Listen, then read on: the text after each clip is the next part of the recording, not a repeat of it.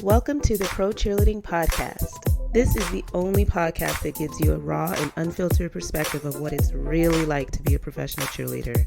Whether you're currently on a pro team, an alumni, or really curious about what it takes to become a pro cheerleader, the Pro Cheerleading Podcast gives you all the inside scoop and hot topics in the pro cheerleading industry and in-depth interviews of current and former cheerleaders. I'm your host, Mhkeeba. Join me every Wednesday as I reveal the truth behind the Poms.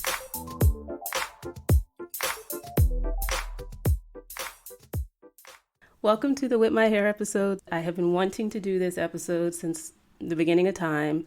For everybody who knows me, I'm kind of obsessed with hair. My hair, touching my hair, just dancing with my hair, like I'm all about the hair. And I finally assembled a wonderful panel of people to join me for this episode. I have Mariah Lewis. She's an NFL cheerleader, and she is the owner of the Pro Hair collection. And Rosemary Osondu, she is the owner of the Hairstyle studios and a partner with the DCC. And then we have Kira Dior. She is the founder and CEO of Kira Dior Hair. This panel is amazing, and we talked about so many different things about hair care, and I'm just so excited. It just happened this weekend, so it's hot off the press. Just edited last night. But these women are doing it. I'm just so excited about their careers that they've chosen and how they've managed it all. They're entrepreneurs. They're just doing it. And it's great that we've evolved within the industry where, you can see people starting their own businesses in this department. And, people are brand ambassadors and, pro cheerleaders. We know how important it is to have your hair and your look together. And so you're going to love this episode. I'm convinced of it. I hope you guys are doing well, though. We had a very, very, very sad development in our community with the passing of Tracy Sormonti. She's the Patriots Cheerleaders director, and it happened on Friday, and it was really just super sad. She's only 58 years old, but she passed from a 3-year battle with multiple myeloma. And, just the tributes that were coming in from the dancers that she's coached, and obviously what was up on the Patriots website, just a really touching tribute, and prayers go out to her family and everybody who's affected. I think it hits us all. You don't have to necessarily know her. I know that my director for the Seahawks had a lot of respect for her, and you put in that much time. I mean, she joined the Patriots as a cheerleader in 1983 and then cheered again from 91 to 93 and was selected as their Pro Bowl cheerleader in 93 as well. So obviously a great representative of the organization. Robert Kraft, I think he said she was one of his first hires when he bought the team. So, I think her legacy will live on with her dancers. I mean, reading a lot of the tributes, it sounds like she was really pushing for her dancers to have a life and ambitions outside of dance, which I think is really important. I didn't realize they were the one team that had that rule about no more than 4 years on the squad, but she really just wanted everybody to excel and be well-rounded. And so again, just heartfelt condolences to her family and loved ones. And, it just made me think because a couple weeks ago, I talked about having an episode geared towards giving feedback to directors. And I know a couple weeks ago, I watched the documentary on Netflix. I don't know if you guys have seen it. It's called The Hot Chocolate Nutcracker. And it features Debbie Allen's production that she does with kids with the Debbie Allen Dance Academies. And I was messaging back and forth with Candace, but it was just it was such a well done documentary. And Debbie Allen is just an icon, a legend. And, just that concept of giving people their flowers while they're here and just appreciating people who've contributed to our lives in different ways. And I hope that we can, with this episode that I'm hoping to do, you guys have been giving feedback all day long with the poll of the week of what feedback do you wish that you could give your director? And we can treat it as both positive and constructive feedback that hopefully, to the extent they're listening, and I do think some of them listen, you guys. I mean, I think they would only agree to be on the show if they sometimes got a glimpse of what the show is about. But I think we should give feedback both ways, just some things that maybe they aren't aware of as dancers, is how we feel, things that we probably don't have the space and freedom to say, but nevertheless needs to be said. And I'll definitely add my colorful commentary throughout. It'll be like the first episode in a minute without an interview, but I'll record it just based on the feedback. And again, everything will be anonymous, but I'm just going to share some of the themes that have come up so far to get you guys thinking about what you want to submit so that we don't leave anything out. Okay. Let's see. I heard a lot about like the ideal cheerleader and what sometimes the directors have in their mind of who represents the squad, and it kind of leads into this idea of, favoritism, like big time favoritism. That was kind of a common theme with everybody's comments. Just that, you need to evolve what that image looks like. And diversity and inclusion training might not be a bad idea either. Somebody submitted something about like sponsorship ideas. I'm going to save it because it's such a bomb idea that I can't believe nobody's thought of it, especially Dallas Cowboy cheerleaders, but I'll save that for the episode.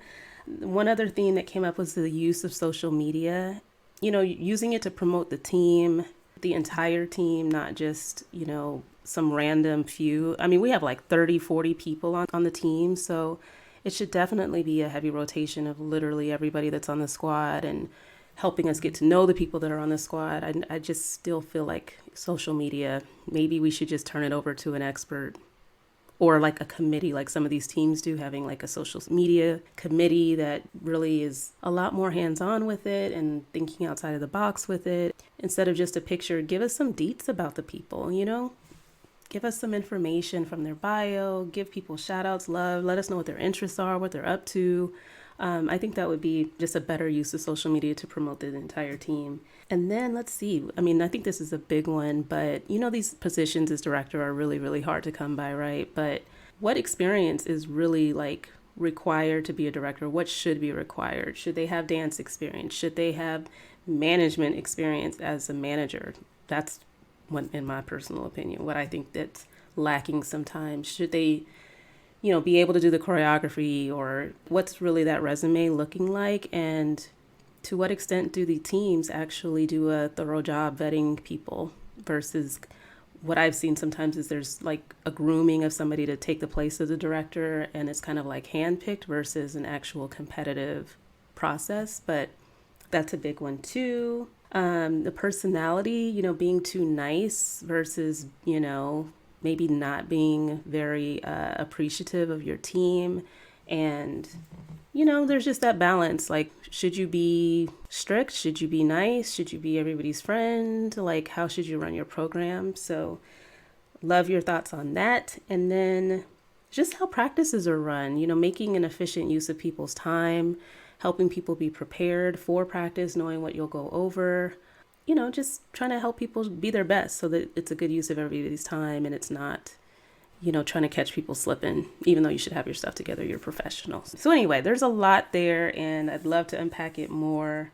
I think you guys have so many ideas, so just keep them coming and we'll do this episode. And again, just let's wrap some love in it too. And if you have, like I said, an amazing director that does a bunch of things right, let's put that out there in terms of like best practices so that other people can hear about it and what really works well with your team. Why is your director amazing? So let's just balance it out. I'd love to see that. And then we can even give special love to people that you want to. I'm all about love. I'm a lover, not a fighter. But, I think when it comes to some tough criticism, we should just talk about it.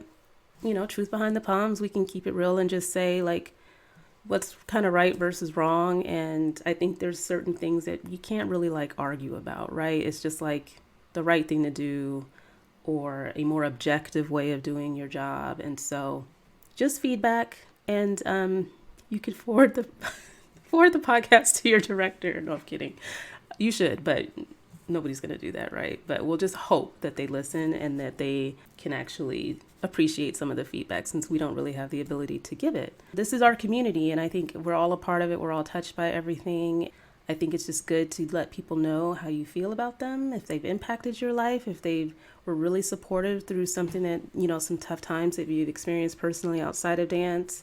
I mean, there's so many scenarios, and I might even treat it like my own love letter to my director, or things that I wish I could have said, or maybe I did go over well, who knows. But I think it's just a good exercise to think critically about anything. But that's the lawyer in me, you guys. I mean, I'll see the good, the bad, the ugly, and just kind of parse it out and then just keep an even, steady pace. But communicating that, I think it just empowers you to give that feedback. All managers should get it. Everybody should go through a 360 evaluation. Like, it's not a one-way street. That's just my opinion. We'll use this as an opportunity to kind of give collective feedback. But I'm just really, really excited for you guys. This is almost like the episode that we did about makeup, where we just talked just about philosophy of how you approach doing makeup. It's the same thing but hair, and just the way that these women actually touch the lives of their clients, giving them confidence, making them feel good about themselves, having you perform better because you're just not worried about your hair falling off. You're not worried about like not looking good and being your best. And so I think it's just a super, super fun episode. You'll hear from these beautiful women, successful women, ambitious women, and I can't wait to share it with you.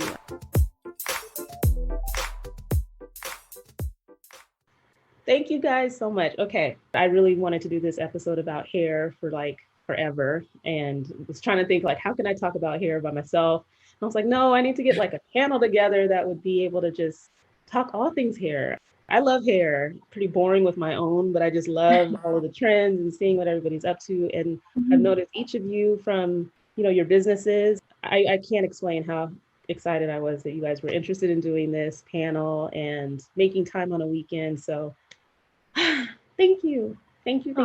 Thank you. Yes, I'm excited. Thank you for having me. Yes. I'm excited to get started. Good. Well, thank you guys. Today is the With My Hair episode, and I'm so excited to introduce you to this amazing panel of women that are killing the hair game right now. You ready for this? We have Kira Dior. She's the CEO of Kira Dior Hair. And Rosemary Osondu. She's the owner of Hairstyle Studio and a proud partner of the Dallas Cowboys Cheerleaders. And we also have Mariah Lewis. She is an NFL cheerleader and founder of Pro Hair Collection. Welcome, ladies. You guys are badass. I'm just so excited to meet you. We'll start with just kind of like an introduction of your business, how you launched it, how you got started, and kind of how long you've been in business. Let's start with you, Rosemary. Yes. So hair was always something that was kind of underlying, like a side hustle, I would say. Something I kind of just picked up through like high school, college, when you're looking for a job, do hair instead of working at the mall. It's just that kind of thing that I just kind of enjoyed. So as I was going through college, a lot of people kept telling me like, you actually take this serious. And to me, I was like, no, let me get a degree. Let me study this and finish. But even after I got a degree, I still kept like thinking about hair and thinking like maybe I can go further with it. Mm-hmm. So that's when I like skipped everything and went to cosmetology school and just kind of jump started with the hair, regardless of what was really going on in the industry, because we already know it's so saturated. So that already was like kind of discouraging. So I kind of jumped into it and everything just started like moving slowly but slowly. And this was maybe 3 years ago, I would say. Oh, so yeah, so I've been doing hair for so long, maybe over 10 years, but I didn't really take it professionally until like 3 years ago. And so once I changed my mindset to making it a business, that's when I really started seeing like the fruit of the labor. And so that's literally how Hairstyle Studios came about. Wow, that's awesome. What about you, Mariah? Yeah, so I have been a professional dancer since 2013, and I was always doing my hair myself. I started my very first track of hair extensions was, I remember it was sophomore year in high school. My mom put 2 little rows of hair extensions for my photo shoot, and I was hooked ever since. And I never went back. So I've been wearing weave and extensions for so long. And then when I started dancing professionally for a sports team, I started wearing weaves and my hair was left out, and I was noticing, I was like, I keep damaging the top of my hair. I need to figure out another way. So that's when I started getting into wigs. And, at the time I was like in college, I didn't really want to spend a lot of money. So I kind of learned how to do wigs myself. And then I realized like, I need to make a business out of this because I've been doing my hair myself. I was in the locker room sewing it down, making sure it won't fly off. And I kind of had it down to a science where people were asking me like, Mariah, like, how are you doing this? And it just kind of went from there. I just started researching a lot of YouTube and I just trying to figure out what would work for me. And I was so into the fact of like, there's so many different types of hair and a lot of people don't know the science behind the hair. And I found it so intriguing. And I was wondering some of the hair that I got, like why it wasn't lasting, you know, I would sweat and it would like kind of mat up. And I'm just trying to figure out like, what can I do to like prevent this from happening? So it kind of just blossomed from there into a business. And I'm a new company. It's been 8 months so far, and I'm super excited for the growth. I mean, it's a process, but I definitely have a lot of people behind me to support me, and I'm super passionate. So yeah, that's how it came about. Wow. Kira, let's just hear about your journey starting your business. Yeah, so again, I'm Kira Dior. I started doing hair when I was 11 years old and I'm 24 now. I originally started making wigs for cancer patients. Just a little background story. I had a client that came in and I specialize in wigs and weaves. But before I specialized in wigs, she came in and she wanted a weave and she wanted my custom Kira Dior curls. So she came in, I did her sewing, I did her curls. She loved it. I mean, she left with a smile on her face. And the next day she called back and she said, "Hey, Kira, you know, my hair is lifting off my scalp." And I'm like, "Oh my goodness, you know, I don't know if I braided your hair too tight. I don't know if, you know, I used the wrong product. You know, come back. Let me make sure I can fix whatever I did. You know, I need to see your scalp." Mind you, I'm 13 at this point. So I'm like, you know, whatever I could do, just come back. So she came back and I said, "You know, I think we should give your hair a break." Because I mean, literally her braids were coming off of her scalp in certain areas. She was like, "I don't want to give it a break. I need something in my hair." I said, "Well, maybe we can do a quick weave." And a quick weave basically is, you know, gluing your hair on a cap. I had glue protectant and I did that and I styled it the same way. And I mean, she loved it. The next day she called back and said the cap was lifting off of her head. And I'm like, I don't know, you know, what's going on. Come back in. Maybe I used the wrong product. Maybe you're allergic. You know, I don't know what I did. Just come back. Mind you, I'm still 13 at this time. And so she came back and she told me that she had stage 4 cancer. She was going through chemo. And I mean, at that point, I didn't know what any of that was. You know, my mom and her had to explain all of that to me. And I'm like, you know, I've never made a wig before, but I could try to make you a wig and try to make something so that you can leave here satisfied. So that's just what I did. I taught myself how to make a wig. She got all through her chemotherapy. And I mean, she literally cried in my chair and told me how I changed her life.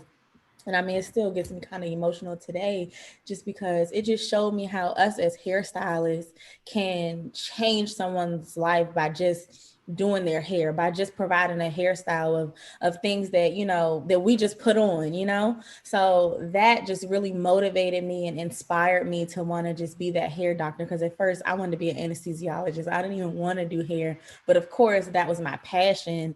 And that moment there helped me really walk in my faith, walk in my passion, and just showed me how we're really hair doctors. You know, we really help women feel good, because when we look in the mirror, we look good, we feel good.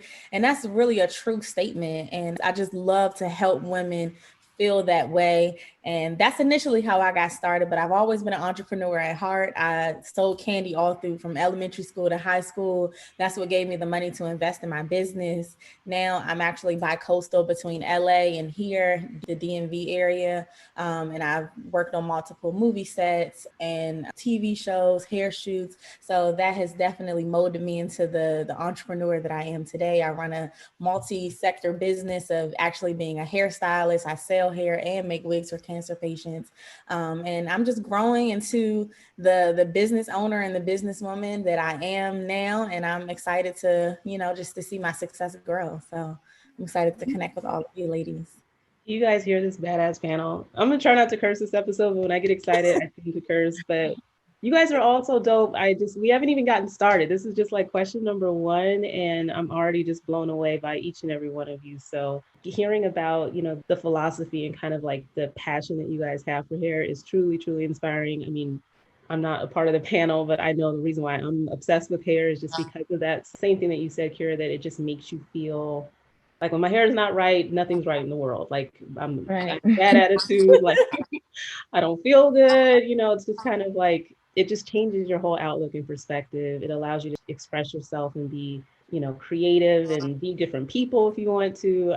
I wanted to ask you guys, like, if you have an approach or philosophy around doing hair or something that kind of guides you in your relationships with your clients or just how you approach your business. I would say most of the time it's kind of like what you put out into the universe is what you get. So most of the time, just like my just well-being, my energy, that kind of stuff just gravitates like certain people around me. And it's just always just like a great type of conversation. Normally, like it doesn't even feel like anything forced. So everyone just kind of just feels very comfortable most of the time. And it's almost like speaking with your girlfriends, almost how she said, like hair doctors. I almost feel like I play around with it all the time, but I tell the girls in the salon, like, I need to get my certification to be a therapist because you like speak to these people like every single day.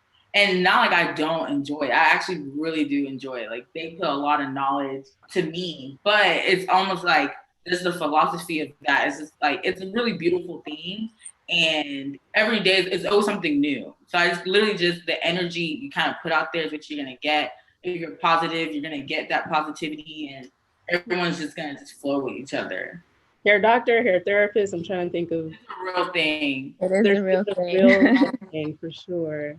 What about you, Mariah? Yeah, I would say to piggyback off of Rosemary, it's definitely so important to build relationships because you're not really just providing a service, you are building relationships so they can trust you because it's your hair, you know, like regardless if you're adding hair or whatever the case is, that's your baby. So I think it's super important to really build a relationship so they can trust you. Because I know there's so many people that they're skeptical about, you know, what hairstylist or what company to choose from. And there's so many out there. It's so saturated. So I think it's super important to really build that relationship, gain that trust so you can, you know, move forward in the long run and just create a great clientele for years to come. So I think it's super important. Yeah. And Kira, you're bi-coastal. How are you maintaining your relationships with your clients? Yes. I definitely, what you ladies said were at the top of my list, but I feel like having great customer service is something that I stand by 100% within my brand and my business, because I feel like just how you all have said that the hair industry is very competitive. Everyone does hair, everyone sells hair. It's like, what's going to make you different? What's going to make someone choose you to trust you as their hairstylist or the hair company that they purchase from? I feel like the customer service is what separates you from everyone. So for me, I strive to have 100% customer service because I know I'm not the best hairstylist ever, but I know that the customer loves that relationship that you build with your stylist. The customer loves the way they're being treated. If you're spending your money, you want to be treated like a celebrity client. So although I do celebrities on a consistent basis, I try to treat every client that I have as a celebrity because they love to feel like that. And I just feel like I have to give that 100% customer service, that great feeling that when you walk in the door, you feel like you're the chosen one, you know? So I go over and beyond to do that. That's awesome. I wanted to also bring in the concept of just transparency. I think it's super important because I know a lot of people come to me asking about a certain type of hairstyle or certain hair.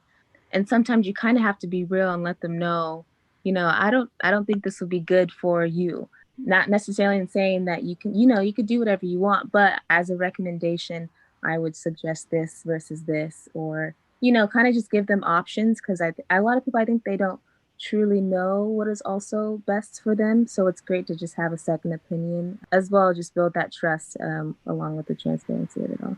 Mm-hmm. Rosemary, you were looking like you wanted to jump in there too. I completely agree because I feel like a lot of people, especially like when they see my page, one of the biggest things they love is my coloring work. Mm-hmm. And I really took a lot of pride into learning how to color because I started noticing majority of my clients are always African-American women, but I noticed like a lack of like colors when it came to like our wigs and our extensions, you know? And it was like, I just love seeing beautiful dimension and stuff. So people will maybe screenshot someone with like beautiful blonde hair with brown highlights. And they're like, I think I want this. And I'll be like, hold on. Everyone's undertone's a little different. Let's do this. And sometimes people be like, okay, let me just do this. And you go about your business. But me and the transparency is like, it's such a big deal. It's like, no, actually, let's do a different tone because there's so many shades of blonde, so many shades of brown, black, red, like burgundy, whatever it is. So you even trying to break it down and let them know, like, why you say that, they kind of do start to trust, like, you know what, she knows what she's talking about. Let's actually go with this. And sometimes it's not just always about the money. It's always about, let me make sure you look good when you're walking around. So you can probably say, Rosemary did my hair, or, you know, whoever it was. So I had to jump my hand. I was like, I feel you. I agree.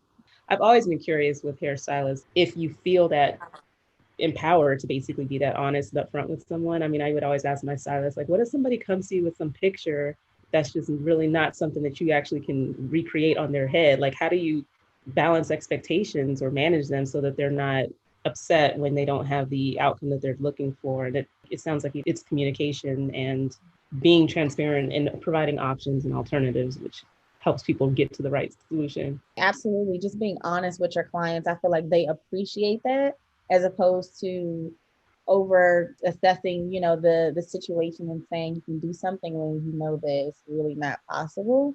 I think just being honest with your clients, that'll go a long way. Yeah, for sure. Speaking of expectations, let's talk about the pro cheerleading industry, because, you know, as a former pro cheerleader, dancing and sweating my butt off all the time, dancing out in the rain here in Seattle, trying to look fabulous and glamorous the whole time was definitely sometimes a challenge. And I'll spare you guys my hair journey, but, you know, extensions was definitely what helped me achieve the look. But I was just kind of curious what you guys have seen or what you think about the pro cheerleading industry. What I'm seeing as of late, which I'll just put out there, is just that there's just been a lot more open-mindedness, awareness about the needs of people of color when it comes to our hair. But just any thoughts that you want to share, just what your assessment is of like where we are in the pro cheerleading industry when it comes to hair. I think it's definitely evolving from back in the day. I mean, I feel like back then it was all about big hair, you know, the long, luscious, that look. And, you know, it's definitely still part of the stigma of an NFL cheerleader and just any professional sports team and dancer. But I would definitely say it's evolving. You know, now there's guys and there's women that, you know, are wearing braids, which is awesome. And there's girls that have shorter hair and they're rocking the natural curly look. So I definitely think it's evolving. I still think we need some more growth in that aspect. There's always room for growth. And I think we're making steps to get there, as the world is just evolving too and accepting more things. But I would say we are taking the right steps to get there. I love seeing the natural curly girls. I wanted to wear braids. I was hesitant because I was like, I don't know if like I'm gonna be put on as many promos. It's weird because they say, you know, they can't really judge you based off of your look, but it does have a little bit to do with your look. And even then I was just thinking my braids might just be slapping someone in the face also. So I wasn't sure if that was gonna work, but I definitely think overall we are, you know, evolving as the world is evolving. So Like you said, Mariah, I do see it evolving only because even being a part of this new thing with the DCC, I've had a client who was always dancing with them, but I really didn't study or like even watch the show. I think I kind of watched it in college, maybe here and there, something to like kill time. And so it's amazing now seeing the growth and like the different styles. Like even when it came to meeting the girls and saying, okay, so what look is, I'll bring out like photos, like, okay, these are all looks you've had in the past. Which one's your favorite? And like, I'll decide how they want my expertise. You ask the directors what they say. And it was just awesome letting them be so open. Like, oh, you know what? I think I want to see her in curls. And I'm like, great, because I have some beautiful curls that's going to look great on her. Or can we add highlights? And they're like all excited. So it was just crazy how majority of like some of the African-American girls were wearing textured hair, because I'm so used to seeing everyone with like smooth look like what I have, you know, or it was just like a simple dark. But even the directors are so even open to, you know what, let's add some curls, add some highlights. Oh, you know what, I don't want her smooth, let's do this. And I'm like, great, because there's so many different textures and styles that we can wear. And so to adding that, I thought that was a big evolving from my like research that I kind of looked at. And I was just so amazed and so like honored to be like, oh my God, this is great, because I love seeing people in different looks and not everyone looking the same.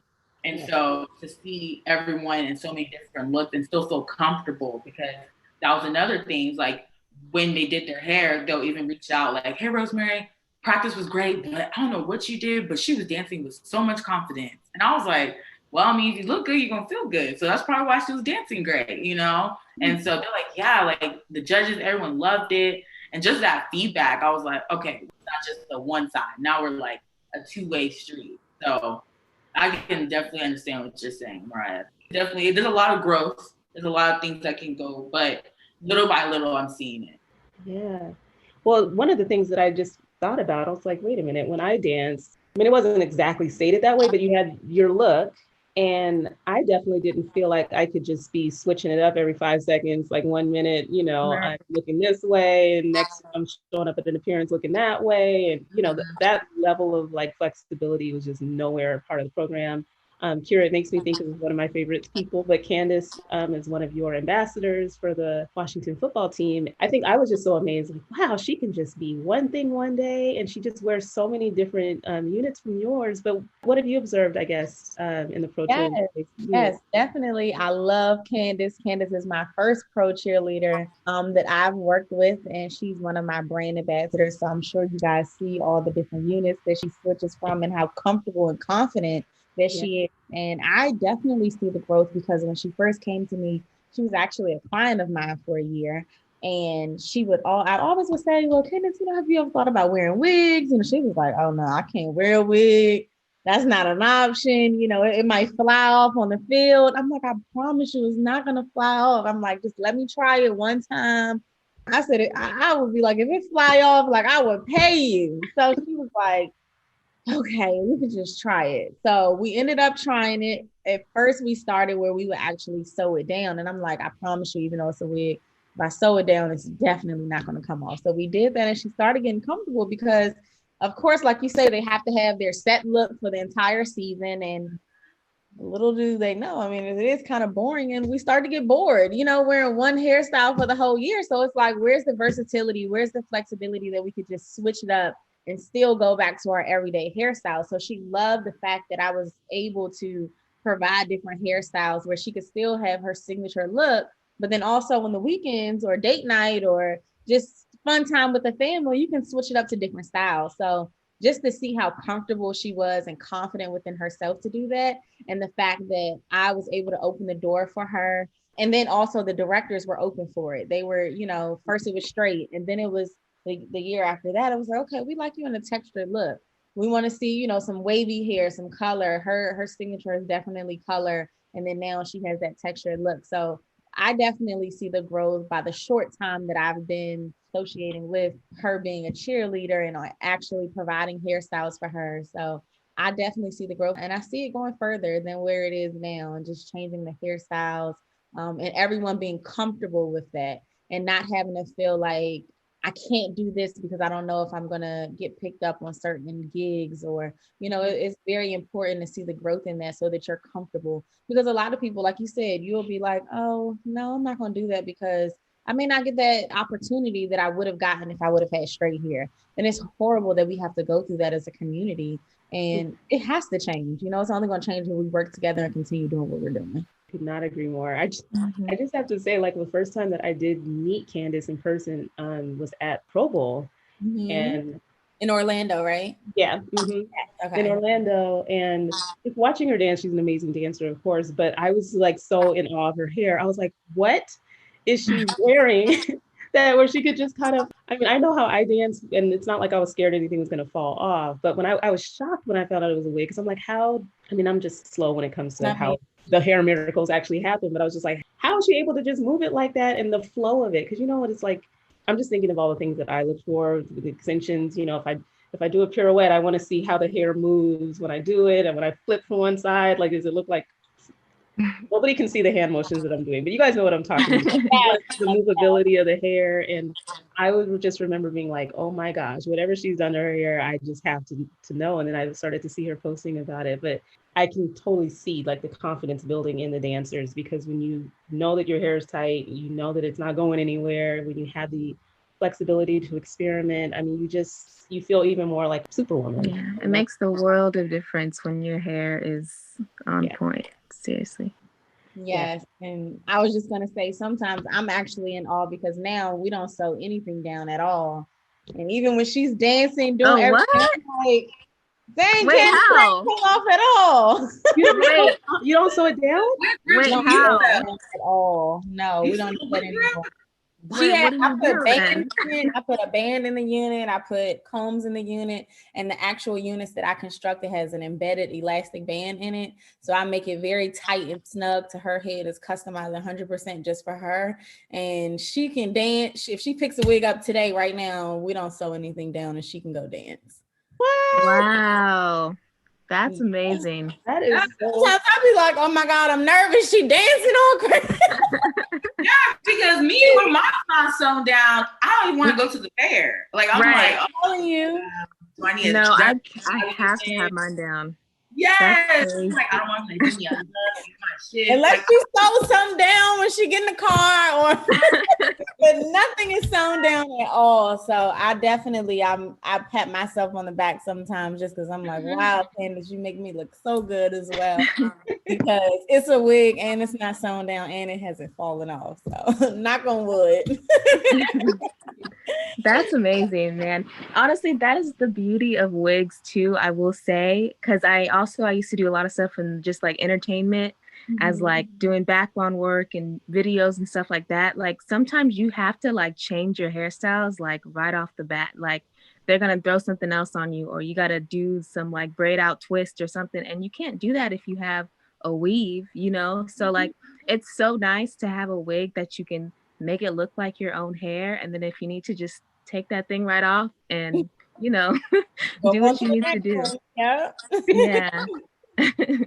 Well, now I'm just like so amazed at the thought of how it all comes together because my level of hair knowledge is very, very, very limited. And I probably should watch more YouTube videos, but just whenever I thought of wig, I just thought of something that would slide around or like glue down. I just don't understand all the ins and outs of how it works. But you, like you guys said, it's a science. It's something that you guys master and you know what you're doing, and there's techniques and all kinds of, I'm sure, products and you name it. But I'm going to ask a question. It's not on the list, but I know when it came down to like hair extensions, you know, early on, people had the misperception that only Black women would wear them. But I know that there were people on my team that were white that were also putting clip-ins and different things. Do you guys also cater to white women as well, or other people that want to wear extensions? I think sometimes people think it's just a Black woman thing, and it's not necessarily at all. no, it is a understanding because I have clients that are not African American. Like I have clients that are Caucasian, Asian, Hispanic, and they are so used to so many different ways of putting extensions. Like there's eye tips, there's micro beading, like when you clip it by the beads, there's the clip in, there's the tape ins. But they find sometimes those are so rough on their hair that they're like, I see y'all wearing wigs. I see y'all getting it braided down. Like, can you give me some more education on that? Maybe I'll like that. And when they come in and we're cornrowing their hair or slicking it back, putting a wig cap and their wigs on, it looks exactly the same. And they're just like, oh, I'm sold. Like, they don't even want to go back to like the beads and stuff. So it's honestly like extensions are just for like any texture. There's even people who don't even want to wear their hair out, and their hair is like as long as my extensions now. And sometimes I'm like, girl, let's just press it out. You're okay. But they even want to like, no, I don't want to deal with my hair. It's hot, or putting it up. So they even want to just put a wig on. So I find it that anyone can wear a wig. Anyone can wear extensions. There's so many different methods on how to wear extensions. Yes, there is so many different methods. I'm actually I just got my certifications in like hand-tied beaded wefts and eye tips and tape-ins and all that stuff. And a lot of people are familiar with the tape-ins and like the eye tips and the micro beads. But there's also a method that's very similar to how like someone would do a weave with cornrows. And it's called like the LA weave method, which has just started getting popular as of recently. But you're creating a braid, but because of Caucasian hair and, you know, Asian hair, their hair is a lot finer. You kind of create a braid with the beads, and then you sew it in that way. And that's another alternative that is honestly great. I started doing a few dancers and they love it because I think a lot of the dancers that do have clip-ins, they're so worried that they're going to fall out when they're dancing. you know? And so this method is great because you don't have to worry about that at all. It's basically just having like a half weave, like you're braiding in like maybe 3 or 4 rows, sometimes even 2 rows, depending on your hair and how fine it is and all that stuff. But you can sew in 2 rows and it'll look like you have clip-ins, but you don't have to take them out and they'll last a few months before you have to get them redone. And it's so weird because I feel like it's either you do hair for Black people or you do hair for white people. And it's nice to kind of like bridge the gap a little bit to let people know that there are options for both, especially in the dance industry. There's ways to wear hair extensions without the fear of them falling out. And there are wigs, but there's also other alternatives to, you know, do your hair as well. Those were great answers and great feedback. I definitely feel like us as the Black community, we're always labeled as, you know, the community that only wears wigs and weaves, like other people don't wear them as well. And I feel like, you know, they actually started it. You know, they were wearing extensions and, like you said, micro links and all those different extensions other than wig units, where it was looked upon as if it was their natural hair because, you know, normally their hair is longer or finer than ours. And now that it's normalized, it's, you know, everybody's starting to see that we're not only the community that wears wigs and weaves and different types of extensions. So I love that, you know, we don't have to be just a community that we only do Black people or only do white people's hair. It's that we can bridge that gap, like you said. You know, we can definitely do everything and cater to all communities. And I love that with extensions, it's not a color put on it. You know, everyone can do it as long as we make it look natural and people feel comfortable with the versatility. So I love that, you know, the growth in the world is coming to the point where we can all do that together. Yeah. See, just hair brings everybody together in my mind. Everybody has the same mindset about their hair and, you know, just the beauty associated with it. It is your crown and it's not just for one particular race or the other. I mean, you guys have like a clientele that spans beyond pro dancers, but what's the biggest mistake that you see dancers make or your clients make in styling their own hair? Because I think a lot of people struggle with how to maintain their hair. I think there's just a perception of that we kind of screw our own hair up, or we're dealing with the after effects once we stop dancing. So what would you guys say to that? I feel like the lack of education and lack of knowledge that the client may have, or just if you always do your hair. I have a lot of clients that they're like, you know, I'm a hairstylist, so I used to be a hairstylist 20 years ago, or, you know, like they just feel as though they have all the education behind the health of their hair, or with a lot of the new things, like right now, it's so many different new hairstyles that are out now that you may not have done 20 years ago, where you may not have the education that you need to do it at home. Not saying that you can't, but I feel like a lot of clients lack that knowledge where they're not necessarily open to learning so that they can do at-home maintenance with still coming into the salon. So I feel like as a stylist, it's your responsibility to help your clients educate themselves, because at the end of the day, they're going to do it themselves anyways, whether you like it or not. So it's like, instead of having to fix a terrible disaster, it's like, okay, let me help you educate yourself. Let me let you know the products that you can use at home. Let me let you know how you can maintain this wig. If you do choose to glue it down, these are the products that I use. This is what I make sure I'm taking it off with. So you're not just ripping your wig off or just using water when you should be using alcohol or a oil-based product to take your unit off. So I think just making sure you educate your clients and making sure the clients know that they need to be knowledgeable prior to wanting to just jump out there and do things to their hair without consulting with their stylist first. So I think just having that open line of communication is important. Mm-hmm. Yeah, then I definitely piggyback with Kira is the education. To my knowledge, something that I was just so new to was how hard and how much practice and hours the cheerleaders dance. Like, I'm someone who I work out, and sometimes I work out with my wig, sometimes I don't, but with them wanting to have it secure, they have to, you know, dance, and dance is basically working out. The sweating, all that stuff happens.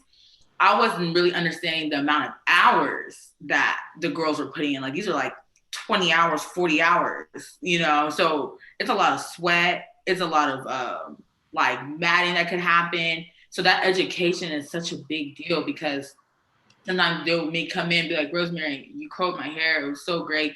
but it's kind of matted in the back. Like, am I supposed to brush it immediately, or do I let it dry and then brush it? Or, okay, well, I wear a closure piece to cover my natural hair, so we're not putting so much heat on it. But now, because it's sweating, it's itching and it's balding. Now to replace my closure. And I'm like, okay, just replace it. Let's replace it again. No worries. But, you know, the education of, okay, it's itching. Let's not scratch it. Let's not go so hard in it. Let's, you know, use something a little bit lighter to reduce that itch, so you're not sitting here pulling on the hair and ruining like the actual unit, so we can continue to reuse it. So that education it's such a big deal, because once you start telling them about that, I literally saw improvement. Like, they'll come in, I'm like, oh, we have a closure. Great. Okay. I see what you're doing now. They're like, yeah, Rosemary, thank you for kids. Or like, oh my gosh, it was itching, but I actually let it, like, I shampooed it with what you told me to do, put a little oil, and I let myself air dry, sat under the dryer. It was great. And I'm like, perfect. That's all you need to do. And that's it.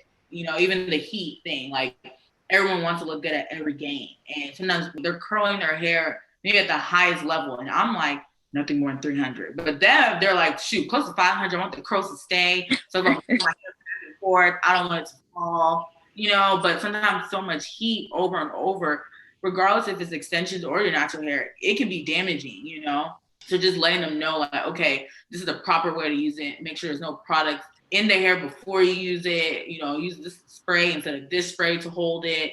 So just even like the terminology, or just like the advice and the tips, that it goes such a long way. It makes both of our lives easier.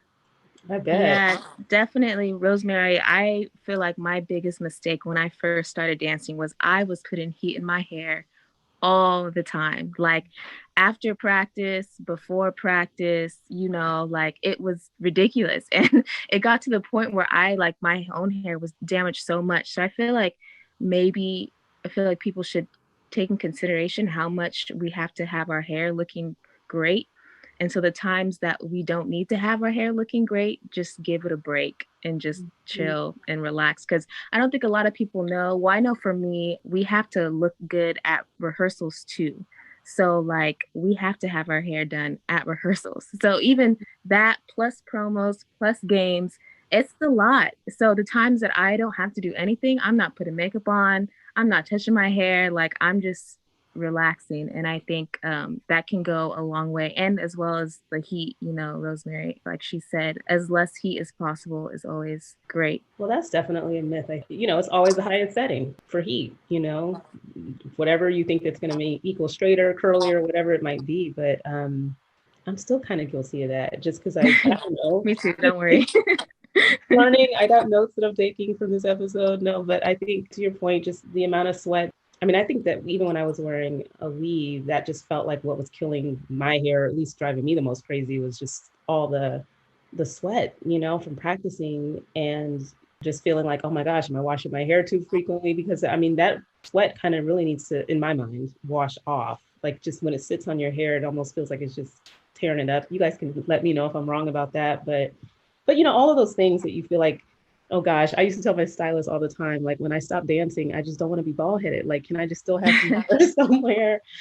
She would always tell me, like, no, you're going to be fine. But there's just so many things that you worry about. I mean, if you have protective styles, maybe not as much, but you're just still wanting to make sure you're not doing something that can damage your hair that you're paying a lot of good money for, or just doing damage to your own natural hair as well. So let me ask you guys, what hair care trends, because there are so many right now, it's just proliferated to something crazy. I feel like there's so many different options, but what are you guys like really into at the moment, or things that you see that you're just like, oh my God, can you just not, that's not a good look at all. What do you guys think about the current status of hair trends? I love that there are so many different hair trends. Like you said, right now is just a great time to be able to hop into whichever boat that you're comfortable with going, even if it's something from back in the day, something that just came about. I feel like right now is the time where you can literally be a freestylist to choose what you want your niche to be. So for me, I'm specializing in wigs. Of course, everyone is getting lace fronts, full lace units.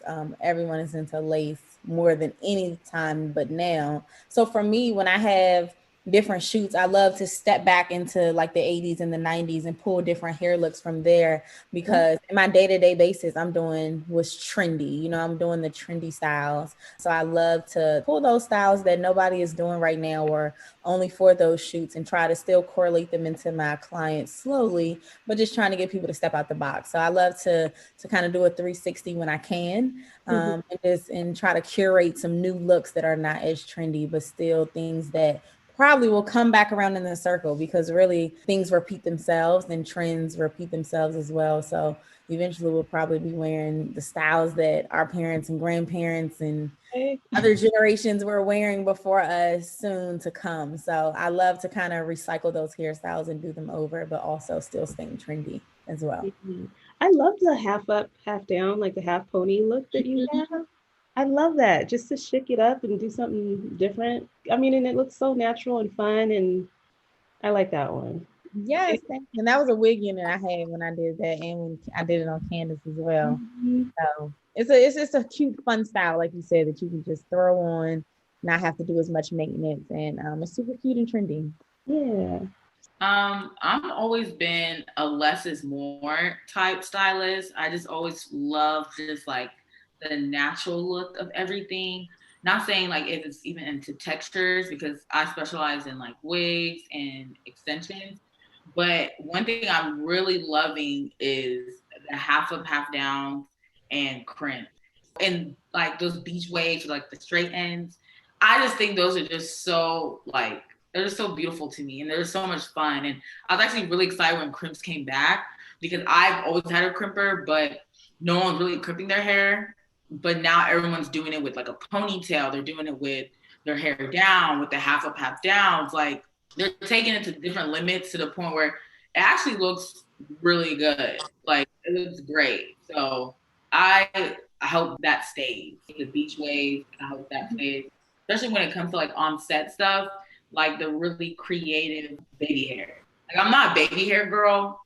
Like I'm really not. I really admire people who can really hit baby hair, especially with lace. Because I'm less is more. Oh, to me. Same. But baby hair. What? I love baby hair. I'm with Rosemary. I'm so basic. I'm so basic. Like I'm so basic, and that's what like my clients, when they see the girls come in and they're just like so simple. But there's another girl at the salon I'm at, and I'll be like, "Girl, this baby hair, like, it's just so like it just looks so good, especially like on set when they have like their ponytails and it's so dramatic. That kind of stuff, I think that they should kind of keep it, especially for stuff like that. Especially if you can make even baby hair look so natural. Let's keep that, because I think they should keep it for the hairstylists. I feel like the people that try to, do it themselves, like me, I think we should just, let the hairstylist do that on set. Anything that you're feeling, Mariah? I think it's the easiest for me. I'm like Rosemary, less more. So the less work I have to do, the easier it is for me. I do love the baby hair look on certain people. I don't think it looks good on everyone, to be honest. I think it's also just depends on like how it's styled. But yeah, I don't know. I'm super simple. Like I think from my business, I'm all about just making it look as natural as possible. So if you can just have a nice little part, maybe a few baby hairs, nothing too crazy, a nice closure wig, leave the edges out, and like we're good to go. Like I'm just super simple. Keep it simple.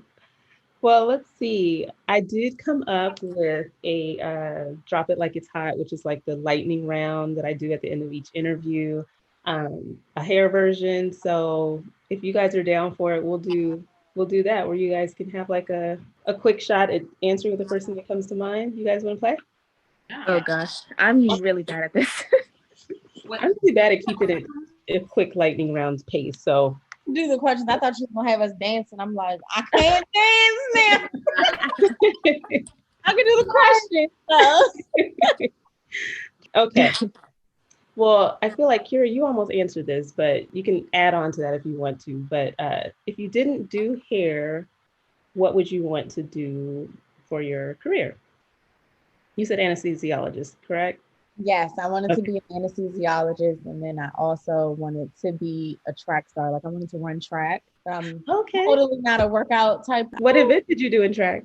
I don't know. It was just one day. I think we were just doing the warm up, and they wanted us to run around my high school 4 times as the warm up, and I said, "Yeah, no, it's too much." And it was a big school.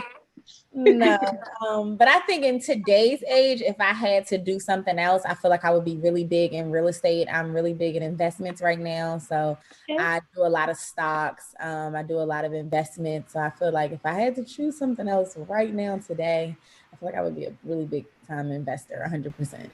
Ooh, good answer. What about you, Rosemary? Well, when I was in college, I was majoring to be a nurse because I wanted to be a CRNA. I knew I was not going to be an anesthesiologist because the schooling was just wild. But I said, okay, we have nurses. Okay, great. But when I left that and I still graduated with business and marketing management, I knew I wanted to do something in business, but I wasn't sure exactly what I want to do. But if I wasn't doing hair at all, I would be an event planner. I love to plan stuff like world trips. My friends like, Rosemary, what's the Google Doc? Like I have everything listed out by price, flights, where we're staying, color coordination. Like I love planning. It's actually fun. So when I would go to like birthdays or weddings, I'm like, dang, if I wasn't doing hair, I would probably be an event planner or a wedding planner or something around those lines of work for sure. Okay. And what about you, Mariah? It's funny because we kind of talked about the whole hair therapy type thing, but I actually would consider, being a therapist because I actually got my degree in human services with the concentration in mental health. So I feel like, I don't know, especially this day and age and what we're going through with the pandemic right now, it's kind of like hitting home for me a little bit. So I don't know. I'm the type of person that loves doing multiple things at once. So, like, I am a dancer. Yes. I also have a hair business. I would love to go back to school and be a therapist and kind of just, talking to my clients in the chair while I'm, doing hair and stuff. I feel like that'd be kind of cool. Cool. All right. What do your clients do that's your biggest pet peeve? Noodle necks. What's that? What? I call them noodle necks when they can't keep their head straight when they're blow drying or their head falls down on their phone. And I'm like, you're messing up my lower back. Like, just sit like this, hold your phone up, and we're perfect. But I call them noodle necks. I agree. I didn't even think about that because you guys as stylists, and I think I learned this, having conversations with my stylist, just the back issues, that from being on your feet all day. And I can only imagine if you have somebody with a noodle neck that's not helping out in that department at all. Yeah, terrible. Earlier this year, I was getting into more education on the stuff that we need as hairstylists because we work for ourselves. We have to go find our own health insurance, our own dental, our own eye vision. And someone brought to my attention, like, you need to put insurance on your hands and feet. And I was like, what? Insurance? She's like, yeah, you need to put insurance on it. So I was like, you're right, because we do so much like standing or back arch and just, it's a lot. Our hands are up like this. So if we're to hurt ourselves, we can't perform. So those little like motions, that's say it goes a long way. Very good point. Yeah. I would probably just say like tardiness. I feel like is just a huge downplay. Just when you're like, on a schedule and that person is in traffic. I get it. It's LA, but I feel like that's like the biggest pet peeve for me, at least. And I'm kind of a hypocrite because I'm not going to say I'm on time all the time either, but it definitely affects like your workday when it's that one client who comes in late that ends up screwing up the whole entire day. The whole schedule's off. Yes. Seriously. What about you, Kira? What's your pet peeve? For me is now I love answering all my questions from clients. I love answering all 100 of them. But when clients just doubt you, sometimes like you might have that one client, like all your clients, they trust you. You got that one client that just asks 1,000,001 questions. They want to grab the comb and part. They want to get the scissors and cut. They want to do this and do that. And then at the end, when you're like, just let me go ahead and do it, then they love it. I'm like, if you would have just let me do it from the beginning. We wouldn't even have to, So I think that client that really wants to do everything in the chair, and it's like, you came to me for a reason, let me do my job. So having that client once in a blue moon is kind of like a pet peeve for me, along with the tardiness and what you said as well, Rosemary. The noodle neck. No, I can't even do it. I'm back. I'll be like, my back is hurting. Like, come on, bring it back. Yeah. It's so funny. This came up on the episode that we did about makeup too, where it's just like, from being on different photo shoots and whatnot, and you see how at least pro dancers would behave on set when they're, always nice and polite, but still sometimes I'd be like, oh my God, I'd be so annoyed if I was doing her makeup or if I was doing her hair, because, they're just messing. It's like, let the expert do their job, and that would drive me crazy. Okay, next question. What celebrity hairstyle is your favorite, or your favorite celebrity that rocks a lot of looks that you like? I love all of Sierra's looks. I think it might be just because she's a dancer. Sometimes I'm like, is that a wig? Is that her hair? Like, it just looks so natural, especially in the videos. Like, what was it? I think Ride, like back in the day, her hair was so laid. And I think from then on, I was like, I love her hair. Like anything she does, I just love it. The color, like everything. Okay. That's just like me. What about you, Rosemary? You took that out of my mouth, girl. I got excited. Like, there's two people who came to mind when it came to celebrity hair, and it was Sierra. She's one for sure, and I would say Kim Kardashian, only because I'm such a fan of long, like her back in the day when she had long, full, dark hair, or when she had sleek black hair, her bobs, when she has blonde, just the brunette, like, and it's wigs. Like, she takes that. She takes that when it comes to her stylist, for sure. Like, they know how to transform her hair. And it's simple, but she can get creative with it too. So I would definitely say Kim Kardashian. Okay. What about you, Kira? I have so many, but I feel like I would choose Nicki Minaj. I think Nicki Minaj hair is so like fun. She can do a lot of different things. Of course, depending upon the stylist who makes it the most natural, but I think now her hair has been looking really nice and natural. Arrogant Tate has been doing it, and I really love all the different styles and how fun they can just get with just switching everything up. Okay. I like that answer from everybody. You even like Sierra's blue hair lately, or whatever her last little look was? Oh, I really love the older looks, but I love Sierra in general, so I can't knock it. You're not wrong. Okay. For each of you, and I'm sure you probably do your own hair, but what was your worst hair experience? In getting your hair done or doing it yourself? Epic fail. I think my worst experience was I was in college and lace closers just came into like effect. I was still doing leave outs, but I wasn't getting relaxers. So I think I went to Miami spring break and I had a leave out with Brazilian straight hair. And Miami, if you've ever been to Miami, it rains for like 30 seconds and it stops. And it rains for like maybe another 40 seconds, maybe 2 minutes, and then it stops. And my hair literally just poofed up, and it was just like a poodle with like straight hair. And I thought I like looked so cute. I was always doing hair. Like, Rose's hair, looks great. That day, that weekend, it was just such a mess. I came home and I was like, this lace closure thing going on, let me figure it out. I think I just bought one online, started cornrowing my hair, put it on, and it still didn't look good. Like, it looked such a mess to the point where I was like, I have to just relax my hair. And I was going like maybe 8 months straight, maybe 9 with no relaxer. Like, I was literally with a box like, okay, we're just gonna have to relax our hair and keep it moving. Everyone's like, Rosie, you're going so strong. I was like, I can't do this anymore. So I literally had to start all over with the natural process. And that was even frustrating just because I couldn't get it to lay. It was just such a hideous look. Now everyone, if they have leave out, they can press it real well and it looks like great. But if you don't know the products, you don't know what you're doing, and the rain comes, it's just a mess.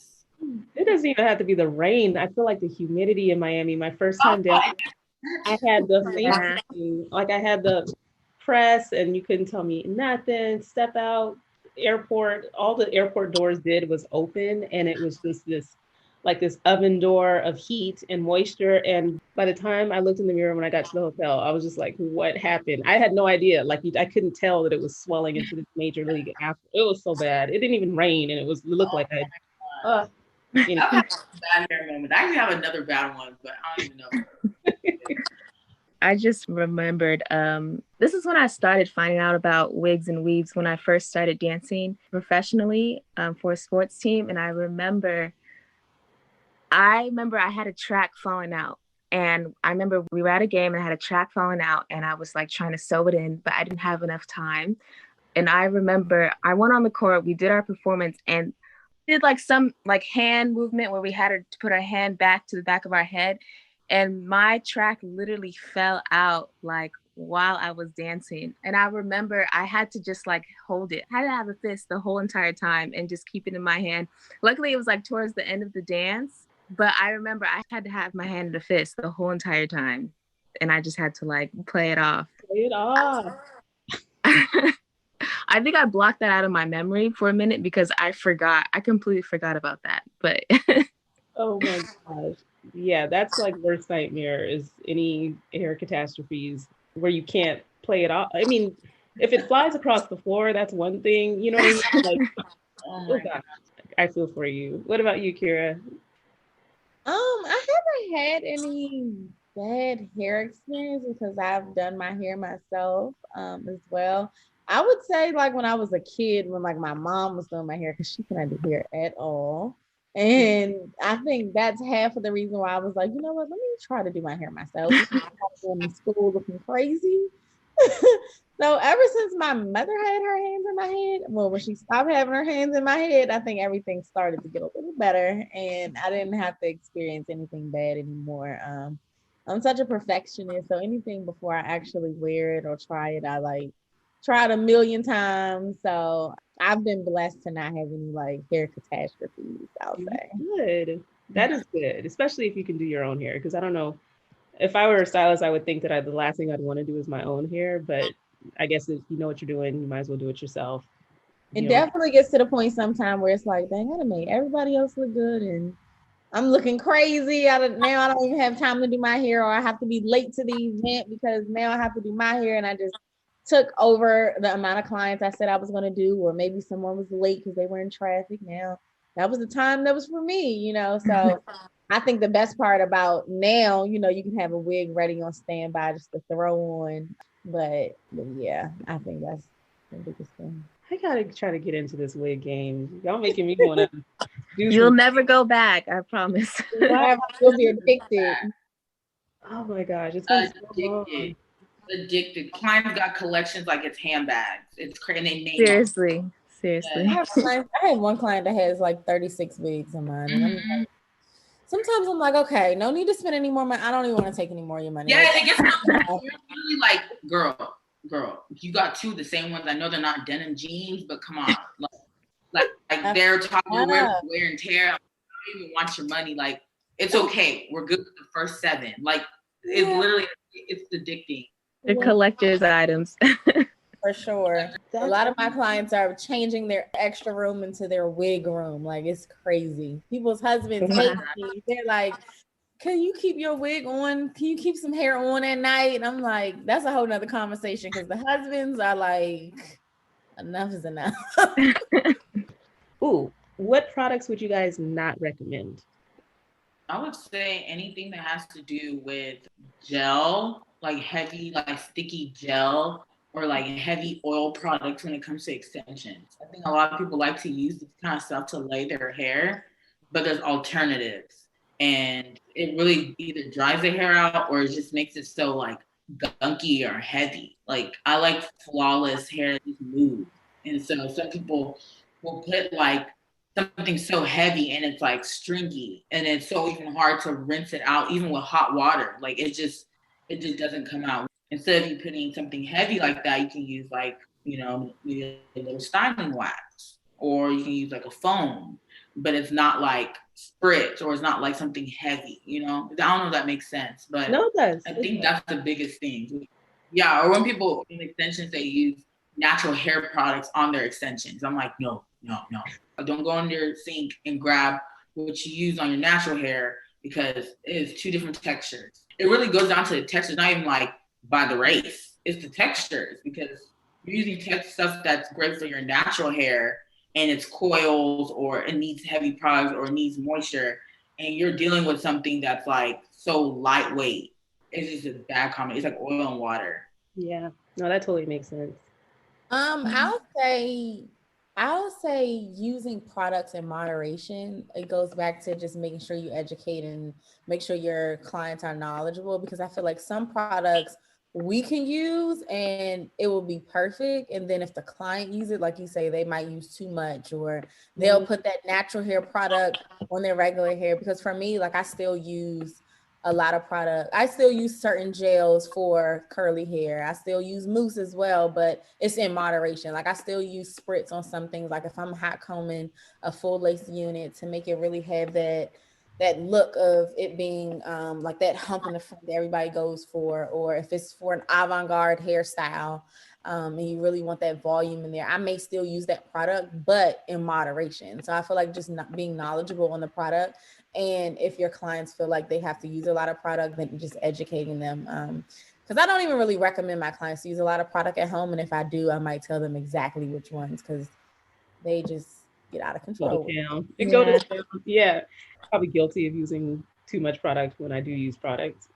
You always think more. I don't know. Yeah, I think less is more, definitely. Especially when it comes to extensions and all that stuff. And also, I think people should be knowledgeable about what type of hair they're actually getting, because there are certain type of hair extensions that you need more product than the other.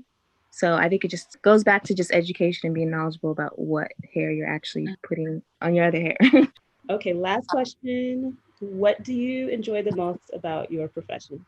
For me, I love that the sky's the limit with being in the beauty industry. You literally can do everything.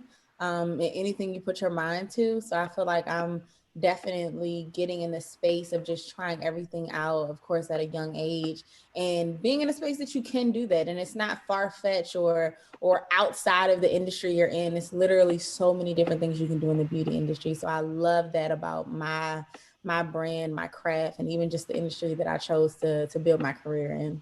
Yeah. I would definitely say I love receiving the clients' reactions. I think that's the best part, because I think just as humans, we're all kind of hard on ourselves and we sometimes don't know how well we're doing, and we're kind of just basing it off of, ourselves. So it's nice to get that customer feedback and to know that, okay, like I'm doing something right, and it's just really crazy because hair really does change your whole entire look. So I know there's so many women out there that are afraid to wear extensions, or that have wanted to try it but were afraid they weren't going to look good, and once they finally try it and realize like, oh wow, like this is changing the whole game. Like I have one of my clients, she had short hair her whole entire life, like never wore extensions. She wears them now. She's a professional dancer in the industry and she books so much and she's so confident, and I'm sure it's not even from her hair, it's just from her confidence. And so it just warms my heart to see people that are just so happy and like excited about extensions, and it just changes their whole mood. So I love receiving that feedback for sure. Those are great responses. Honestly, those kind of just make your day or your week, honestly. I guess for me, I would say just how broad the industry is, but it doesn't matter how wide it is, there's always a lane for you. And especially when you kind of just figure out what you're so good at and you actually enjoy it. Like I really do enjoy making wigs, and I enjoy coloring wigs and putting it on clients and seeing their reaction and knowing that I can turn it up and do this or like go a different avenue with that and just still stick to my craft and not try to do something outside of that. So even goes to what she was saying about the sky's the limit. Like once I just love knowing that I can do what I'm doing and I can reach so many different mountains doing it and still enjoy it. Like I was literally speaking to a friend this morning, and she's a cosmetologist as well, and she was just so confused on like, you're in an industry and you're trying to prioritize certain things, but you don't want to end up hating what you do. And I'm like, same. Like I enjoy doing what I'm doing, but I always try to just keep the same tone and the passion and the love, all that together. And that even goes with the clients that come. Like they even make it even a better addition to it.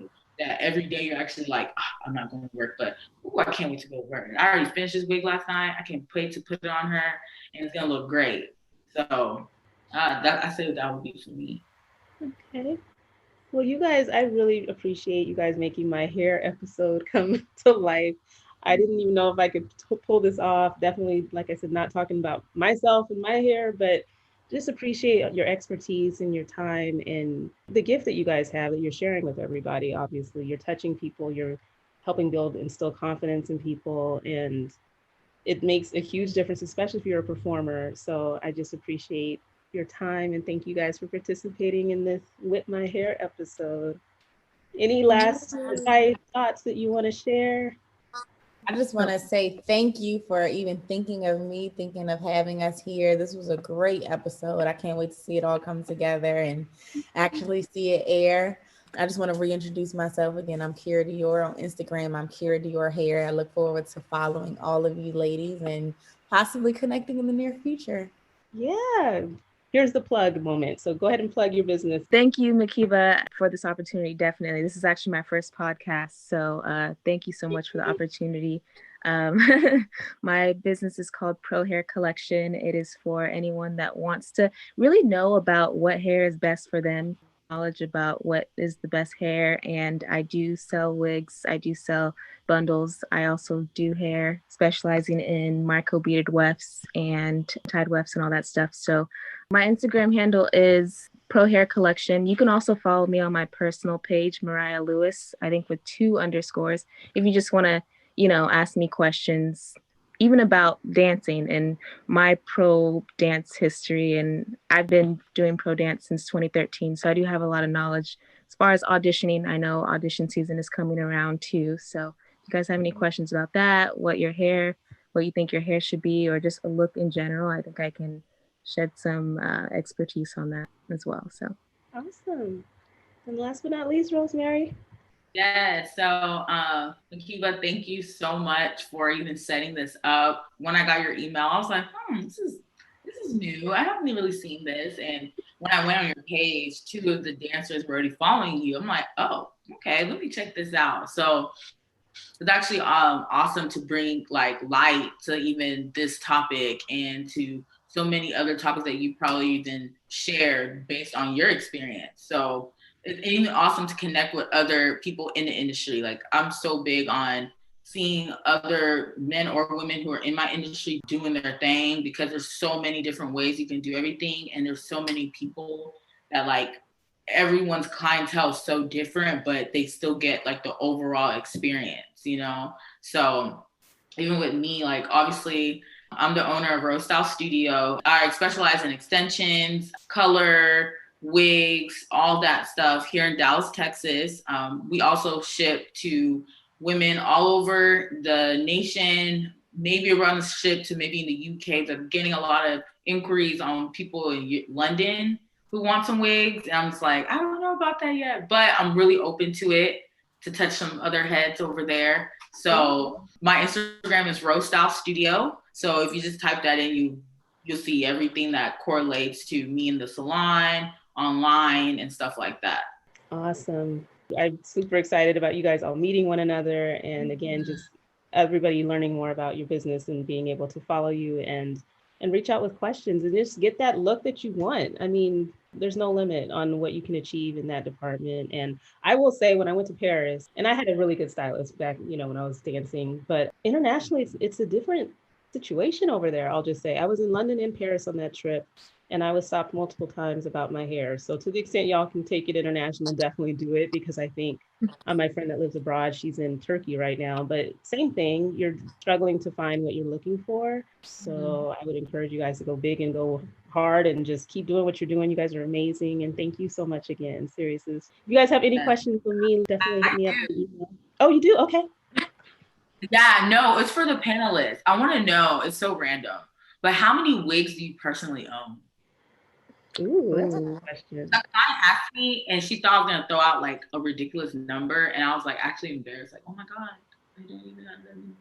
So now I'm so curious because y'all wear like wigs, and y'all's wigs look so beautiful. So You mean ones that are like fully functioning, or ones that like need some repair? Because that's a different number. no, all together. I would probably say I have probably like 6. Nothing crazy. Yeah. For me, I never can keep a wig to myself because I literally have clients and people coming to me like, oh no, I want to buy that wig on your head. I'm like, the one on He is booked. on my head. Like, but I'm doing it. They're like, no, I mean, you can clean it. I want that one. So I have so many different wigs. I literally could show you guys just a peek of just all these. Oh, wow. Wigs. Oh my gosh. It's just wigs everywhere. So literally I can get up and choose whatever I want in the morning.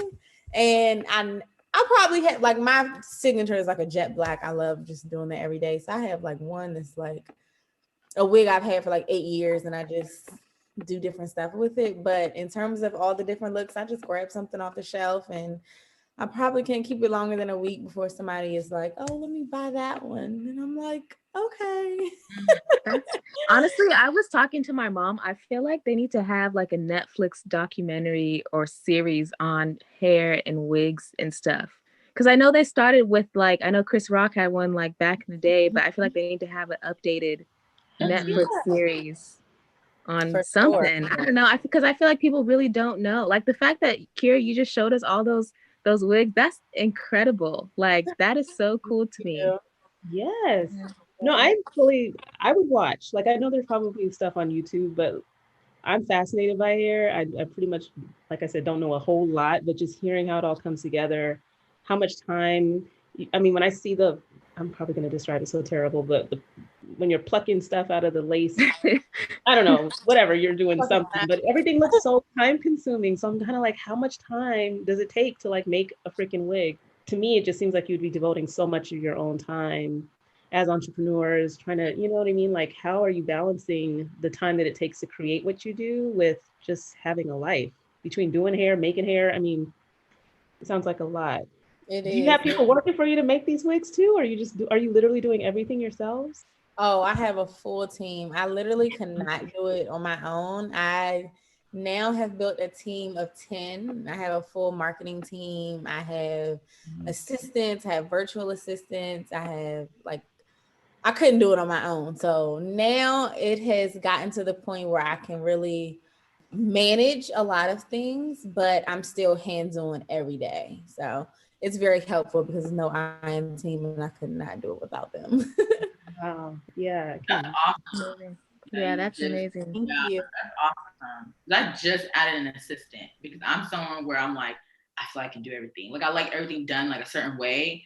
And then like our brain, like we are a walking billboard. So the way you want that, putting that trust into someone is so big that it's like for me to even get an assistant, she's like a lifesaver. And now I'm able to like doing other things because if you're doing so much, your work starts becoming poor because you can't even juggle everything, like the marketing and all the stuff that you're just saying. So that's awesome that you have a whole team. By God's grace, here I need to start adding someone to help me make the wigs because that alone, making it and then being in the salon like full time with my clients, and then you have the backstory of like your marketing, your advertising, your promote, like it's so much. Yeah, that's me right now. I'm literally doing everything on my own, like posting, email marketing, all that stuff. And I'm learning as I go, but I'm aspiring to get to where you guys are for sure. Like you guys are really inspirational. So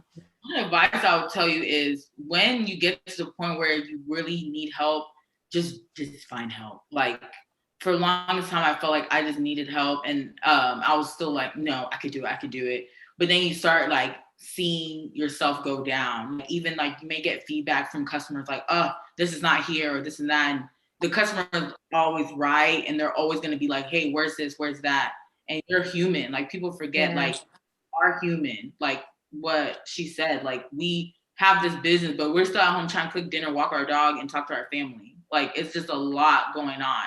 So if you really do feel like you need help, start looking even the smallest way. Like even if it's not a physical person, go to like I think it's Upwork. They have like virtual assistants and stuff that you can find someone in the Philippines, someone who's in the States, someone in London, someone who's in like South America, South Africa, and just have them do like your social media or have them do like just your communication, like emails and stuff like that. Because the more that help that you get, now you can put your focus on picking and making sure your product is great, because that's like out the window. And then you can start generating even more and seeing more income and stuff for sure. Great advice. I would love to chime in real quick. I was just going to say, I hear you say how you're up like 24/7 making wigs. When I did not have any help, I was so overwhelmed. It'll be times where I have to get 50 wigs out in a week, and I'm literally up around the clock 24 hours a day. Wow. Getting up to do hair at 4 a.m., getting done at 9 p.m., and then from 9 p.m. to 2 a.m., I'm making wigs. And it's like day after day after day where that's 24/7. So it got to the point where literally last year, my New Year goal was how to delegate tasks and be okay with that, because we are all, as entrepreneurs, we're all so stuck in our ways to say, you know what, don't worry about it. I could do it myself. And it's like I had to say, okay, let me back up and take that out of my vocabulary, because once I took that out of my vocabulary, I was able to grow past what I could ever imagine, because you can't grow with having to do everything on your own. You can't grow. Once it gets to that point, you can't grow with having such a high demand. And then it's like you can't focus on making sure your product is the best that it is if you have to worry about making everything. Then you got to worry about talking to everybody, doing everything. So Upwork is a great app for virtual assistants. And I also have a full marketing team. They are great. They are a complete lifesaver. I don't know what I would do without them.